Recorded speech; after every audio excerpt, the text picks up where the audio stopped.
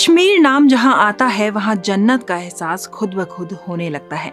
मगर कैसी होती है कश्मीरियों की जिंदगी और खास करके वहां की औरतों की जिंदगी, कितनी संकीर्ण है वहां के लोगों की सोच जो अपने ही घर की बच्चियों के हुनर को दबाना पसंद करते हैं बजाय उसे बाहर जाकर पढ़ने और काम करने के।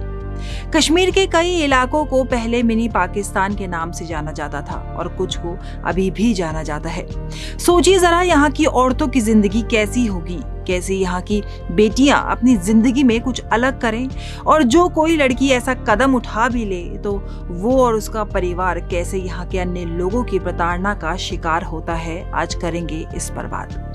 ये कहानी है उस बच्ची की जिसकी आंखों में एक सपना था कुछ अलग करने का, इस संकीर्ण सोच से बाहर निकलकर एक मुकाम हासिल करने का, एक नया कश्मीर बनाने का। इनका नाम है समानिया भट्ट, जो इस संकीर्ण सोच को हराने के बाद बनी आरजे समानिया भट्ट। आरजे समानिया भट्ट बनने तक का ये सफर इतना आसान ना था। यहाँ तक पहुँचने के लिए 21 साल की समानिया भट्ट को लोगों द्वारा कई अभद्र टिप्पणियों का सामना करना पड़ा। आरजे समानिया भट्ट नॉर्थ कश्मीर के बारामूला के उस इलाके से ताल्लुक रखती हैं जहाँ पर आए दिन आतंकवादी गतिविधियां होती रहती हैं। आतंकवादियों और सेना के बीच आए दिन मुठभेड़ होती रहती है, जिसके कारण वहाँ के बच्चों की पढ़ाई और भविष्य अंधकार की ओर बढ़ता जाता है। बारामूला के ओल्ड टाउन में रहने वाली आरजे समानिया भट्ट पत्रकारिता में अपना सिक्का आजमाना चाहती थी, ये जानते हुए भी कि अगर उन्होंने ऐसा कुछ करने का भी सोचा तो उन्हें लोगों द्वारा बुरी तरह से प्रताड़ित किया जाएगा, यहाँ तक कि उनके घर वालों को भी चैन की नींद नहीं सोने दिया जाएगा। लेकिन फिर भी समानिया भट्ट ने ये कदम उठाने के बारे में सोचा, जिसमें उनके घर वालों ने भी उनका साथ दिया। जिसके बाद समानिया भट्ट ने बारामूला के गवर्नमेंट डिग्री कॉलेज से मास कम्युनिकेशन में ग्रेजुएशन पूरा किया और इसी दौरान उनके पिता की भी तबीयत खराब हो गई। समानिया भट्ट के परिवार में उनके माता पिता और वो 3 बहनें थी। घर की आर्थिक जिम्मेदारी उनके पिता के सर पर ही थी और अब उनकी तबीयत खराब होने के कारण घर की जिम्मेदारी समानिया भट्ट और उनकी बड़ी बहन के कंधों पर आ गई थी। जिसके बाद उन्होंने कुछ लोकल न्यूज़पेपर्स के साथ काम करना शुरू किया। जैसे ही समानिया भट्ट ने ये काम शुरू किया वैसे ही शुरू हो गए उन्हें और उनके घर वालों को इनडायरेक्ट थ्रेट कॉल्स आना। इन कॉल्स पर समानिया भट्ट के माँ बाप को बोला जाता था कि आपकी बेटी जो काम कर रही है उसमें उसकी जान को खतरा है, आपकी 2 और बेटियां भी है, उनकी जान को खतरा है, कौन करेगा इनसे शादी वगैरह वगैरह। आखिरकार क्या गलत कर रही थी समानिया भट्ट जो उन्हें और उनके माँ बाप को इस तरह के कॉल्स आया करते थे।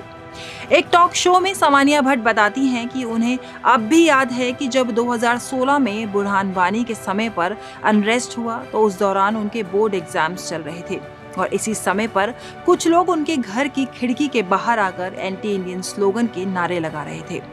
समानिया भट्ट उस समय पढ़ रही थी और जब ऐसा काफी देर तक होता रहा तो उन्होंने पानी की बाल्टी उठाई और खिड़की खोलकर उन लोगों पर पानी फेंक दिया और कहा कि प्लीज कहीं और जाइए, यहाँ खड़े होकर हल्ला मत कीजिए, मैं पढ़ रही हूँ, मुझे पढ़ने दीजिए।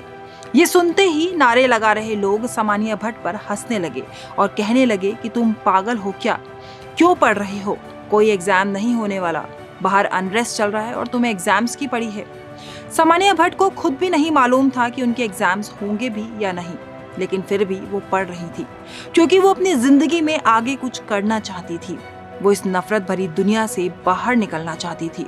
वो खुद को भारत की बेटी मानती है, कश्मीर की बेटी मानती है और अपने ही देश के बारे में कुछ भी गलत सुनना उनके लिए असहनीय था। बस उसी दिन से समानिया भट्ट ने नया कश्मीर बनाने का ठान लिया और इसकी शुरुआत उन्होंने खुद से ही करने की सोची, इस समाज से कुछ अलग करने की ठानी। कई अखबारों में फ्रीलांस काम करने के बाद समानिया भट्ट ने रेडियो चिनार के बारे में सुना, जो कि उत्तरी कश्मीर के सोपोर में स्थित था। समानिया भट्ट ने रेडियो चिनार में ट्राई करने का सोचा, जहां उनका मुकाबला था करीबन 450 कैंडिडेट से। फॉर्चुनेटली समानिया भट्ट की मेहनत रंग लाई और उनके जुनून से उनका चयन रेडियो चिनार में हो गया, जिसके बाद समानिया भट्ट बनी 20 साल की उम्र में कश्मीर की यंगेस्ट आरजे और नॉर्थ कश्मीर की पहली महिला आरजे। और इसके बाद शुरू हुआ समानिया भट्ट की लाइफ में असली स्ट्रगल। इसके बाद उन पर कई अभद्र टिप्पणियां की गई। उन्हें बोला गया कि जिस रेडियो में वो काम कर रही हैं वो इंडियन आर्मी द्वारा इन्फ्लुएंस्ड है। साथ ही उन्हें कहा गया कि तुम आज जहां जॉब कर रही हो और जिस मुकाम पर हो वो अपने टैलेंट की बदौलत नहीं, बल्कि तुम्हारे कुछ आर्मी ऑफिशियल्स के साथ संबंध है। आरजे सामानिया भट्ट के माँ बाप को सुनाया गया कि तुम्हें शर्म नहीं आ रही, तुम अपनी बेटी को आर्मी कैंप्स भेज रहे हो, वो करने क्या जाती है इन कैंप्स में, वगैरह वगैरह। वहीं आसपास के लोग इनके बारे में कहते थे कि ये कोई मुस्लिम नहीं है बल्कि इंडियन आर्मी की एजेंट है। इसके साथ ही आरजे सामानिया भट्ट बताती हैं कि वहां के लोग इनके लिए एक शब्द का इस्तेमाल किया करते थे, बेहयाई। लोग कहते थे कि आरजे सामानिया भट्ट यहाँ बेहयाई फैलाने का काम कर रही है। करीबन 1 साल हो जाने के बाद अब भी आरजे सामानिया भट्ट को कई लोग शांति से काम करने नहीं दे रहे हैं, लेकिन उनके इस कदम ने कश्मीर में एक छोटा सा बदलाव जरूर किया है। ये बदलाव है कि अब यहाँ की बेटियां जो अपने सपनों को यहाँ के लोगों की वजह से अपने अंदर ही दबा देती थी, वो अब आरजे सामानिया भट्ट को देखकर अपने सपनों की उड़ान भरना चाहती हैं।